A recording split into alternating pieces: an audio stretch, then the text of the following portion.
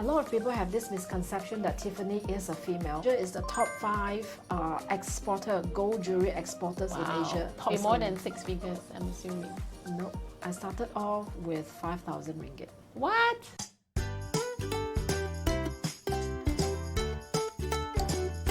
Hi, welcome to the Wuan show. Now in this show, we want to inspire as many young adults and entrepreneurs to get inspired and get ideas in terms of how they can start their business.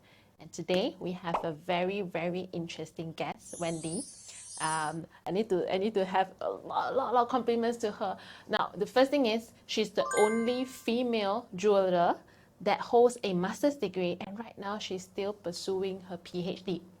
And another thing that I want to mention is in jewelry industry, there are a lot of skills and techniques, but how do you combine engineering together with traditional craftsmanship? And that's what Wendy does in terms of the soldering skills in the jewelry business. So let's start off with Wendy. Maybe you can just share a bit to our audience in terms of what you do and how do you get into your jewelry business, and a little bit of maybe background in terms of, is this because of your family? How did you lead yourself? How do you come into jewelry business? I was born into a jeweler's family. However, the passion for jewelry was really not because of the lineage. I really like it very, very much, and that's why I have decided to pick it up. I can see that glow, when you said I really like it. I can see Wendy's Thank you. glowing. Yeah. Seriously, because I was exposed to jewelry since the age of 4, and I still remember quite vividly that I was messing around in my dad's workshop. Jewelry workshop. We had a few craftsmen at that time, doing the work together with my dad, and I was just messing around, and I got spanking, from him and all that. And very interestingly, because you see, this is a very traditional business trade. Usually, it will be my brother who is taking after, will take after. Is this like a typical? You should pass to the son and not the female. Right. However, it was theatre and Broadway, those kind of thing. I went to school to want to do that. Somehow, the stage ended up so small. It's just like one table. I think that due to the fact that I like details, and I really like being in it, in the, I call it the timeless zone. It's just the pieces and me. And that part of it was like, is those moments that I really, really treasure, even till now. Even till now, it has never left me. Whether I'm working on my bench or I'm creating and designing, that is the magic. And it's 30 years, more than 30 years I've been doing it. And we were, 30 years, 30 years, 30 years. Like people will be asking, would you be sick of it? You're like happy with where you are. Yeah, of course. In year 2018, I actually wrapped up my factory. I see. Because it's time. I turned 50. It was time for me to move on and into another area, and that is teaching. Right. Yeah, and that's where you mentioned you are also a jewelry trainer. Yes, coach, expert coach. Simply because you see, jewelry has a lot of skills and techniques apart from the designing, the aesthetic aspect. It has got a whole arrays of. Can you roughly share, let's say, that since we mentioned here like a lot of skills, like what are the steps? Okay. So besides the initial aesthetic design, right? How many more steps? Quite a lot, but it's every step can be a specialist on its own. Wow. Seriously. Wow. Let's say for assuming, is designing. Okay, right. Designing in itself is already one step. You either design for individual customers, or you have your private client, or you design ODM, original design manufacturing, depending on which area you want to go. Right. Let's say after you have confirmed the design, your client loves it very, very much, and they want to produce it. In the past, we use hands carving, we carve the wax, and then, or we melt the gold, and then we refurbish it, and then we recate it, okay, by hands. Let me just give you a run through of a normal jewelry factory, what would they do? Okay, Or a okay, workshop, okay, the so- organs, Right. design, right? Yep. Then you do a casting, Casting. lost wax casting. Right. So that is like a mold, just okay. You make the mold and then, you do lost wax casting. After you cast it, you will use your files, piercing, with hammering, or we call it forging, and the Forging. whole set of goldsmithing techniques to fabricate that piece or to refurbish that piece Right. from casting. Right. And after that, you will send it in to either setting, gem setting. If, Meaning setting the gem on yes, the cast. if that Okay. piece has got diamonds or gemstones. Right. Or you will stream it to, if it is just a gold ornament, you will stream it to polishing. Right. Yeah, polishing. And then after polishing, you go for the last process. Usually, we will go for plating. Now, these are the fundamental basic structure, the skeleton of a jewelry factory. Wow. And that's a lot of process. So I mean, I heard that now you are a jewelry coach. That means you stop the whole process, or are Yeah. you still in a way do in a small amount of all this manufacturing process? I will still do the whole process. However, there are certain parts we replaced it with the machineries. We can actually replace it with machineries, or if we want to do it in a big scale, we can actually reduce. I am actually in the process of discovering something, with AI and all that. Yeah, with the robotic arms and things like that. I'm actually doing a research on that. Sounds cool. Yeah, I know. While I'm teaching the younger ones, now people have been asking me, why is it necessary to keep all these old skills? I say absolutely necessary, because if you do not know, I'm not asking you to use these skills to sit down there and make the living, or being in the factory and be a factory worker. No, that's not my intention. But it is very, very important that we have the skills, because when you have the skills, if you want to teach your robotic arms what to do, Right. because AI is actually in deep learning already, so you have to be that good so that all the whole stretch. And they can basically Yeah. duplicate. Yes, they can into- actually duplicate. So that is not an issue. That's why it is very, very important for us to be able to specialize in something, in one, in either one of the skills, whether you want to be a setter, or a caster, or a goldsmith or silversmith. It's important that you know the entire process also the and you techniques. specialize in one. Right. Yeah. We do have a lot of questions from the children, so I think we'll go straight into it, because they actually ask quite some questions that I think it's relevant to what you just mentioned. Yeah, Okay, so we start with the first question. These two girls are from our team Super Duo. So I'm just gonna show you the first question. If we do jewelry businesses, will we make less money if we do custom jewelry instead of real gem business? It is really not so much about the material that we are using. Right. We are talking about doing business. We are talking about how strong your marketing is, how far you have your product has reached people, or how strong is your product is making a statement. Right. Statement to those people who would hear that statement that you are making. Right. Yeah, rather than the material.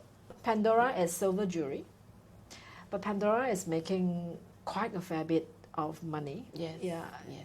By just being, having a really, really good concept. Yes. Yeah. And it's like I can change Yeah. the charms anytime. Yes, I can make my own design. Yeah, having the options in life. And feel like, for me, I feel like because that makes me the designer. Yeah, they are partaking, in the, and that in itself, is a very successful marketing strategy. Right. The only thing is that for costume jewelry, you will have to have volumes. Right. And also depending on, in the jewelry industry, there are so many caps that you can actually wear.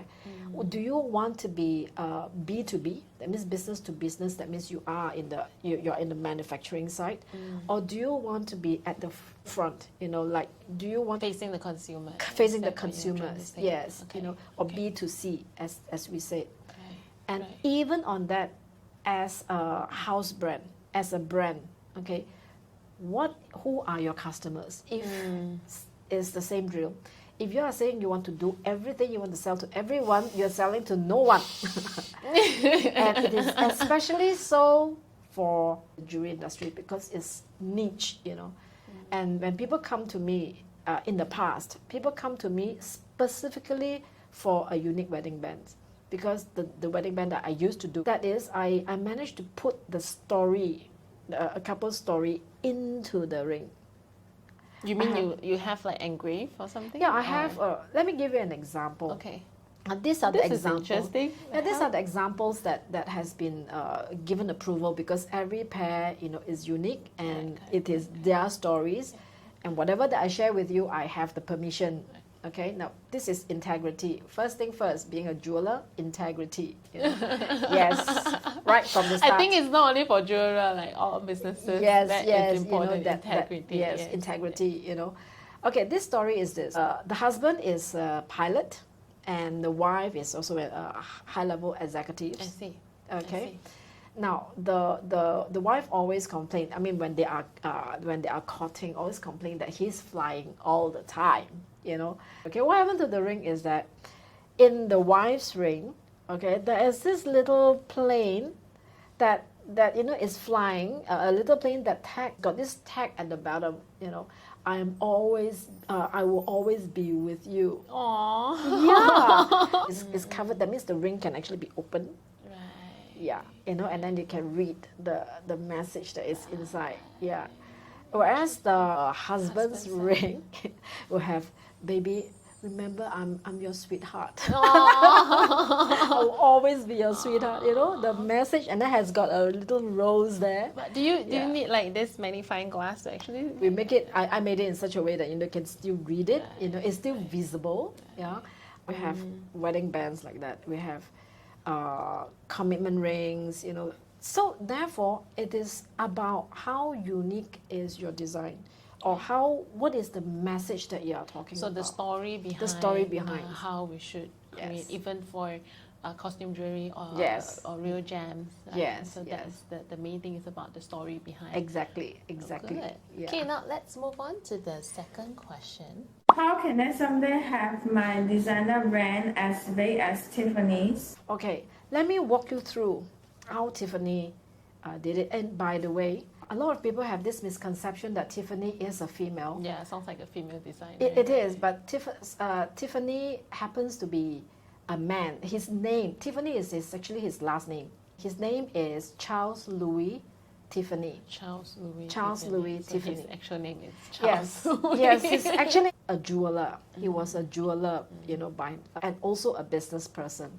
If you want to be as big as Tiffany, first thing first, you have to know the trade very well. Meaning you have to be willing to spend the time, the effort, and above all, you have to have the passion for it. Yeah, because the passion will keeps you motivated. Now, if I were to tell you, being as big as Tiffany or even Cartier is a bed of roses, then I am actually lying to you. Even my journey, I've been in the jewelry industry for more than 30 years. If I were to tell you that everything is easy as a bed of roses, and then I'm just lying. Okay, there were a lot of ups and downs, but it is your passion that pulls you through those tough times. It is your passion that, okay, just one more file, or just one more bit of solder, just one more time, that kind of thing. People will give up at the very last 3 inches from the goal. Now, but if you have that passion in you, I think that's very, very important, to have that passion in it. Yeah. So when you have the passion, like in a way, it's like you see your commitment there. It doesn't matter how hard it is. Yes, you will just still pull it through. And I can tell you, jewelry business is a big ticket business. Is huge. It's huge.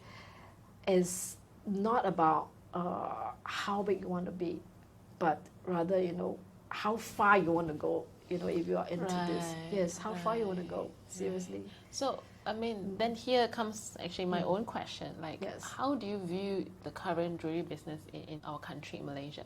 So how do you view the jewelry business here?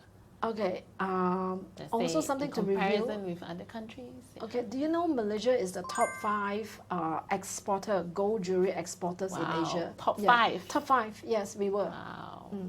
This is actually one of my topic as well. Is it, my thesis.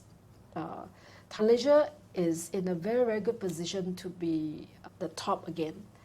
Now, the reason why we actually dropped is because of all this misconception that in the market people are spreading. This misconception that what's the point of being a jeweler? It's very hard. It's like a lot of labor. A lot of labor. It's very laborious. yeah, It's very sunful. It's so hard and all that. Yeah. But I can tell you, if you have the passion for it, if you are dexterous, if you like to work with your hands, this is the best playground Ooh. ever be Playground. in.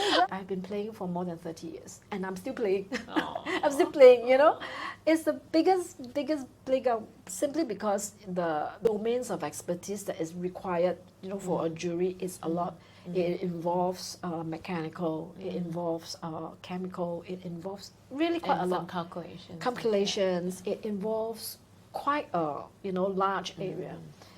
People actually came to me for industrial design, the cosmetic of some of the other products. Ooh. Yes, so it is not just about jewelry, it's about creativity. Do forging, this is what we do forging. When I wanted to make a platform for myself, the carpenter was so surprised that because I could just nail one shot, one nail, straight through. Wow. Yes. It's just that, because the Wow. coordination, yeah. I can imagine, if I'm doing it, probably like 1 or 3, and then It just it will go goes the entire You nails went will be straight like in. go straight in. Wow. He was like, are you a carpenter? I said no, I'm just a craftsman. It so happened that I know my tools very well. Yeah, I do that. So it's like your skill set you can use in other industry also. Yes. As long as you specialize and you Pay Improve attention and pay yes, attention. and you put in the effort. How many A's must I get in my studies Ah. to become as great as Tiffany's? Ah, What if I didn't get an A in my studies? Can I still be a great jeweler? I don't remember getting straight A's myself, and I definitely don't think Charles, is like so much attention to that.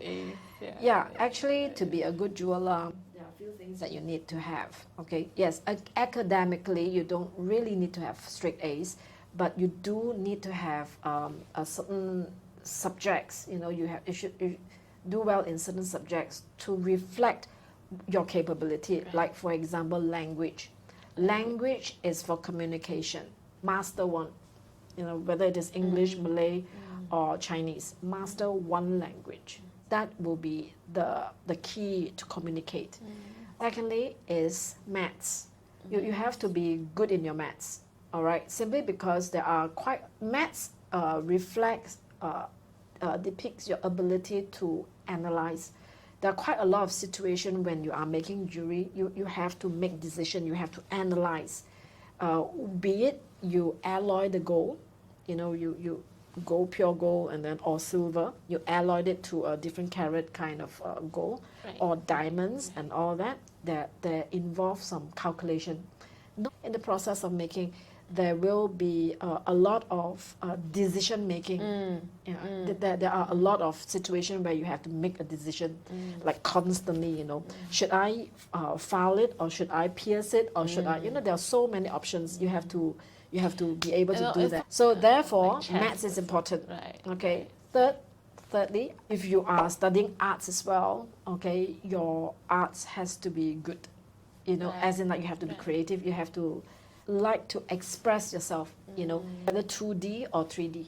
Yeah, that part is very, very important. Expressing. Yeah, because that is you are actually giving birth to the ideas from concept to materialization. Is there a specific, let's say, certification that they must take or we must achieve in order to become a jeweler? So is there such a thing? So long you pass, you are adequate. If you are like I'm just borderline, okay. But if you're good with your hands, that means you like to make things, and you like the process of making things and So seeing like things carving, carving, or crochet, whatever, or drawing or whatever. You like to make things with your hands. You also stand a chance to be a really good jeweler. Yeah. As far as the certification is concerned, okay, this is one of the reasons why I'm studying so hard. Because I would really like to have this program, being adopted, being accepted by the mainstream education, colleges and all that. Can you share with us your program title? Okay, the program title is called it's a jewelry program. Malaysians are very well known, to be good craftsmen and good artisans. In year 2000, we were ranked the top, we were in Asia.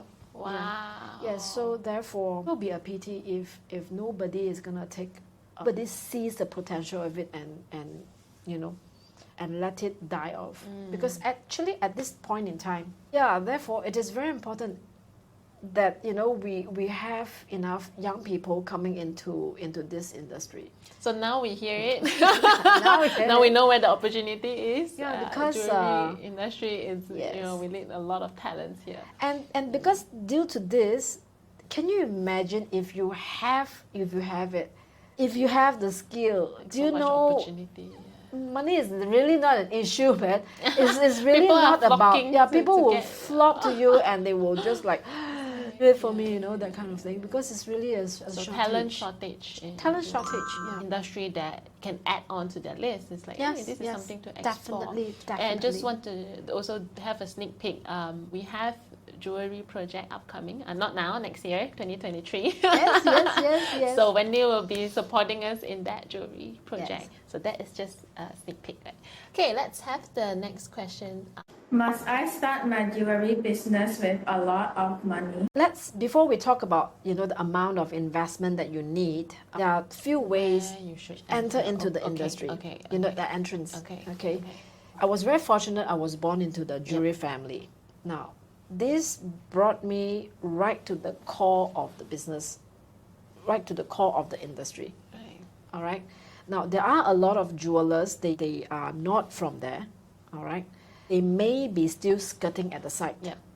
Okay, and this industry is very interesting in the sense that very closely knitted, and therefore, if you are skirting at the side, chances are you probably may not get the right kind of information or the right way of doing certain things. I see. Yeah.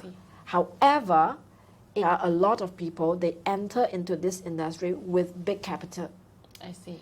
A lot of them also get burnt, and then they have a very steep learning curve. I see. So it's not so much about not so much about capital. capital. I see. It's about what you know. It's about whether you have people who are willing to open up. Right. So based on, what you say, if we go around the side, it doesn't work. So what are the doors that is like, it's easier to start off? Okay, first thing first, you make sure you have the skills. You make sure you go in with a skill. So all the craftsmanship skills. Yeah, first. just pick anyone. Either you become a very good designer. Now, designer meaning, is not just design, design with mechanism in mind. So you have an idea on how do you set the jam. Yes, you know afterwards. how to set the jam properly, professionally. And also how do you Yes. make it into the mold and all. Yeah, and this is what will be covered in my course because I am really opening up the doors for everyone who wants to come in.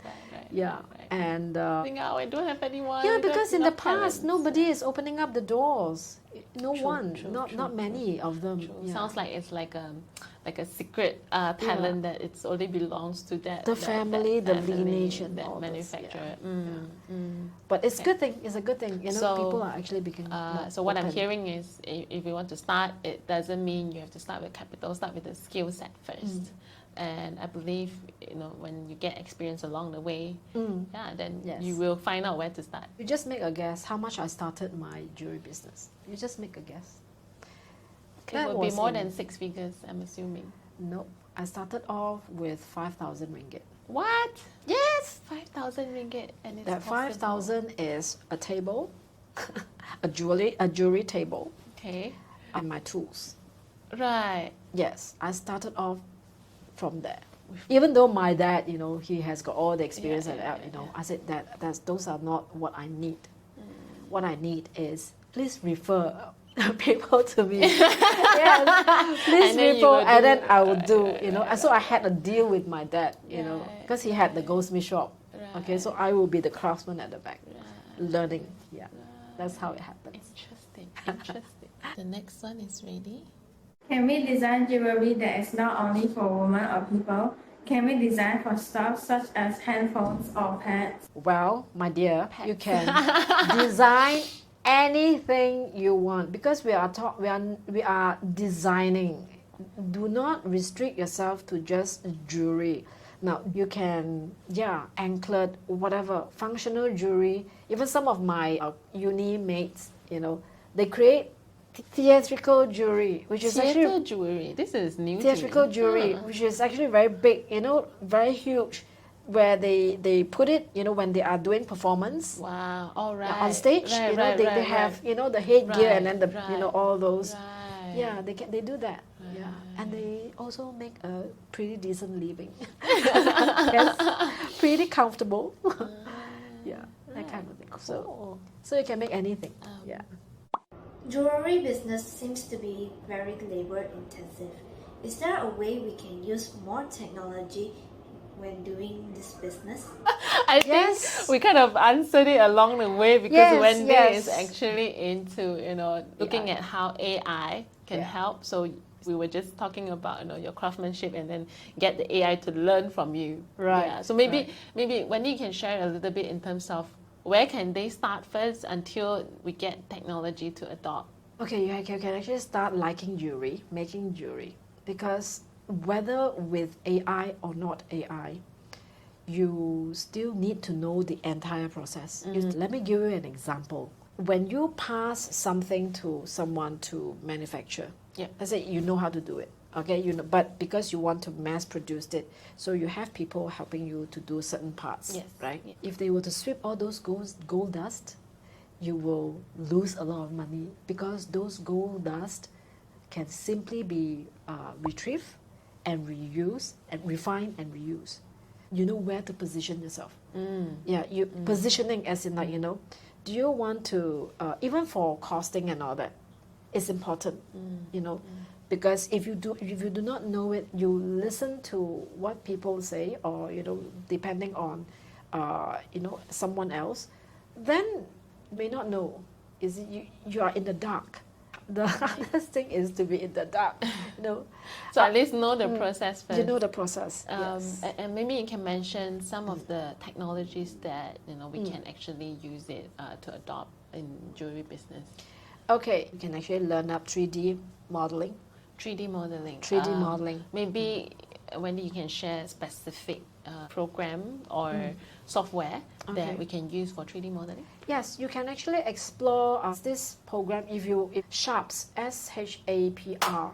Right. Yeah, you can actually use and toy with this apps. Actually, it's an app because in the past, and also because this is affordable, very affordable, and there are quite a number of tablet apps that you can actually use to create. Because right now, if the design is very simple, therefore it is always good to start with 3D modeling. Okay. Yeah. Okay. Any other ones that you might want to share besides 3D modeling? I mean, before we go to AI. Okay, before we go to AI. Okay, have an understanding of what deep learning is about. Deep learning, and have an understanding. Oh, by the way, it'll be good if you know how to play games. I'm not saying that you become like drown in it or being addicted in it. No, that's not. So study the graphic. Look at all those the armory that they have, or the sword that they have, Pay attention to that, but you have to still take care of yourself because don't spend too much time on the screen. You play, you have fun, okay, and stop. And what other ones? Sorry. What other technology that or skills that they can explore? Yeah, I think they can also learn up robotic buildings, build Right, things, right, robotic, right. have some general knowledge about. Python is still very linear. They can pick up Python, they can pick up some of these languages and all this. I mean, this Coding coding language. language, you can do that. I learned coding not too long ago. Yeah, so it's fine. Wow. It's not that scary. So you can learn from now. You can start now, As you see how this is relevant to the jewelry industry. Yeah. A lot of people they have, to make a piece of jewelry, they have no idea how many domains are involved, especially let's say, for example, even right now, China labor cost is become very expensive, even in China, and if we want to compete, as a Malaysian or Southeast Asian, if we want to compete, the only way to compete is to take that part, the labor part out of the equation. And then we compete in terms of management, we compete in terms of design, ideas and all that, we compete at that level. And that can only happen when, the manufacturing part is being taken care of. Right. Yeah, that is where the robot comes in. That's where robotic comes in. That's where all this technology comes in. I could envision that, in a very near future, say about 10 years from now, or even 8 years from now, I will have 1 or 2 arms, or even a cell of robotic arms. They will probably be, doing something, maybe jam setting. Whereas there's another area that you will have this arms that is like cutting, laser cutting the designs, and things like that. See, yet I could still do bespoke pieces, mass producing bespoke pieces. Guess how cool is that, A few steps at the same time. Yes, at the same time. And if this is for jewelers, okay, can you imagine you are working in an environment that you are HR issues free? You don't have much HR issues, like The management of about people emotion, because we are actually, then some people will say, oh, in that case there will be a lot of people out of job. That's it. In the first place, it's already not enough craftsmen, right? So why not, at this point in time, we have the new blood coming in, and then we train them to be the artisanal engineers. Artisanal engineer. Sounds so cool. Sounds so cool, right? The jewelry artisanal engineers, Yeah, so this is probably going to be the new trend. Yeah. There's one more thing that you have to learn. You have to learn how to draw. Drawing. Yes, whether you draw on an iPad or you draw on a paper, you have to learn how to draw. Draw as in, like, not beautify it, but draw for communication. Draw to communicate. Yeah, like. So means to show the client, is this what you're looking for? Yes. Okay. Freehand. Right. Yes, that's important. Right. To practice drawing. Yeah. Computer will not be able to calculate it, so you have to draw it. Then they will just pick it up. Do you use a lot of like rulers and all? Like, no, I don't. Wow. I Freehand. Freehand. Wow. Yes, Wow. Yeah. In the past, we don't have all these gadgets. Yes. We are just a pencil. Yes. I only pick up computer and all these things at the age of 39. Because prior to that, everything is like hand drawn, and I'm glad that I have that skill to be able to draw freehand. And then when it comes to, so we were talking about on the way to AI. So when it comes to AI, you can actually let the AI learn from you. Yes, exactly. Pick it up from you. So we're done with our children's question from Super Duo. Thank you for your questions. Now, I have one question, which I always like to hear. Yes. So, can you please share a story, okay, that it's the most memorable in your entrepreneurship journey, or I think like a lesson learned that it's unforgettable. Yeah. Okay. I shall share this episode. Yes. This episode, which I will remember for the rest of my life. Yes. When I first started my factory, that was in year 2004, I was very, very lucky that I secured one job from New York. Wow. Yes. At that time, because the project was quite big, all right, to me at that time, it was it's quite big. So I actually get some fundings from my ex-boss. I got a funding from my ex-boss. However, I wasn't ready for such a big project. I wasn't ready, not because I don't have the skill, but because I do not have the management skill. Why do I say that? I couldn't produce, the quality was compensated because I couldn't finish it one person. So you always work as a team. Yes. Yeah. I thought I could, but I could not. I was just thinking too highly of myself.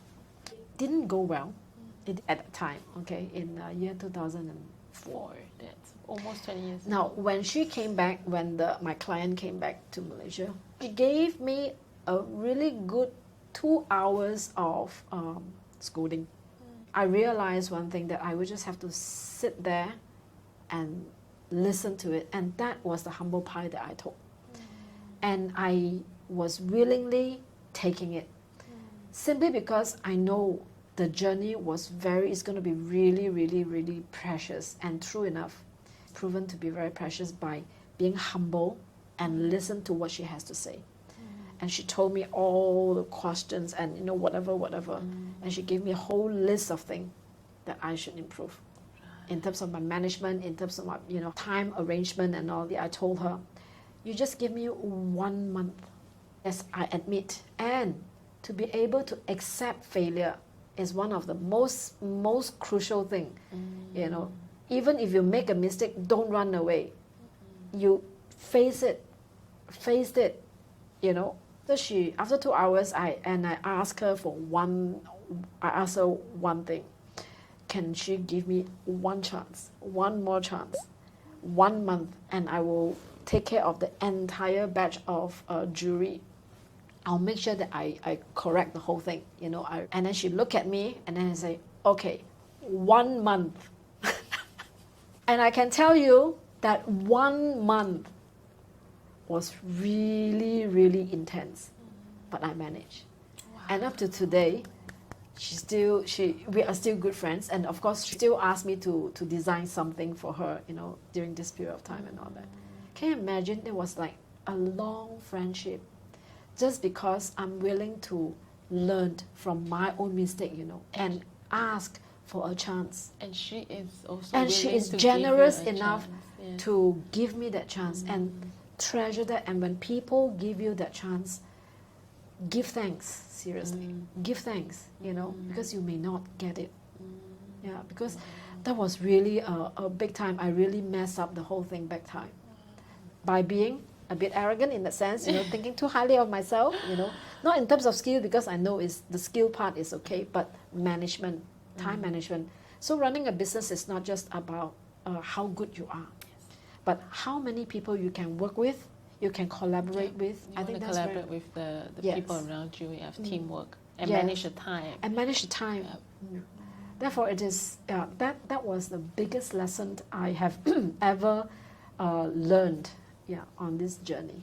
And to me, I feel like it's a blessing, because yes, it is. If it's not because of that lesson, imagine how would it be. It's like it quicken your process of falling down, and it's just okay, give you a big fall, but you don't have to fall so much. And I can tell you, that was that actually paved my success.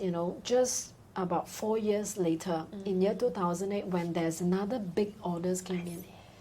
Now that I lost 100 over 1,000, and then I rectified, right? The first one, right? 100,000. The second one, because of that endurance, to be able to endure that kind of pressure. I only have a very small team. My team is not even 15 people. Okay, the max was only 14 people. Right. We were closing 2 million every year for 14 years. Wow. Yeah, and every day we finish work, we have no OT. My colleagues, they were the highest paid craftsmen in the entire Malaysia. And then they have free times because of time management. So we always finish on time. Okay, and then the shipment, we have to rush because those are overseas orders. Okay, we have to adhere to the shipment, and we never late. We're always punctual. Because of that Because of single that, episode. yeah. Wow, thank you for sharing. That is Yes. really amazing story. That 14 years has actually helped me, actually given me a chance to create this program. Yeah, this program. Again, this is paving to where you are now, as a jewelry coach. Yes. And I definitely can see that as your passion. We're coming to the end, but I think before we do closing, I just want to share. Just now, Wendy has been sharing her jewelry program. We would, bring in our description. So that's one. And also, I think maybe if you have your website, and we'll definitely share that with Sure, our audience as well, Yeah, so they sure. can get to know a little bit about yourself. And Yes. is it called, why do you call it artisanal engineer? Yes. And what's behind jewelry? And maybe, who knows, some of you might be interested, because now we need a lot of talents in this Yes. industry. Some of you might be interested to become a jeweler at some point of the time. So just want to say thank you to everyone. And maybe before we end, just checking with Wendy, any last words from you? Yeah. Last words. Yeah. Or any advice that you want to give to our young audience here? Something that you feel like- whatever you do it with passion. Don't do it just for the money, because money you can find anyway. But if you do it with passion, you can go a long way. And money will chase after And you. and Awesome! So thank you, Wendy, for being with us, and Thank thank you for you having to me. all the young audience that if you are really interested in terms of setting your own business, you're not sure what kind of business you should set up, or even ideas in terms of your career, please do subscribe to our channel, Meet the One Show, and I'll see you in the next episode. All right. Thank you, Wendy. Thank you. Take care. Bye. Thank you for having me.